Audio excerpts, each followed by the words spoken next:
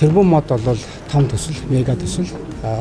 Энийг дагаад Монгол Улсын засгийн газарт ерөнхийдөө чиглэл өгсөн. Монгол Улсын засгийн газар цаашаа бол үйл ажиллагаа болгож явуулахдаа энэ бол ногоон хувьсгал юм а гэж томьёолсон. Үүний дагуу олон ажлууд төлөвлөж байгаа. За тэгж юм хөтөлбөр баталж өнөөдөр одоо нээлттэй хийж байна. Монгол Улсын ерөнхийлөгчийн сарчилсан тэрбум мод үндэсний хөдөлгөөний орон нутгад хилцүүлэг. За Ундрахай аймгийн Эрдэнэтийн ногоон Эрдэнэт хөтөлбөр гэсэн энэ хөтөлбөрүүд бол хамтдаа нэг зохис бодлого болоод явах юм байна. Тэгээд за 2022 оны аймгийнхаа хурлаар газар зохион байгуулалтын төлөвлөгөөндөө энэ хүлэмжийн аж ахуй ашиглаж мод тарих энэ одоо зорилгоор газруудыг олгож шинээр за маш олон нөгөө ойн нөхөрлөлүүд эрдэмтдийн байгууллагууд төрийн бус байгууллагууд бидний лөө хандж хамтарч ажиллая гэж за аймгийнхаа хурал дээр бид нар бас ямар ч байсан яг энэ тэрбум модтой холбоотой 800 сая төгрөгийг бол тавьж баталж ингэж одоо ажиллаа эхлүүлж байгаа. Дээрээс нь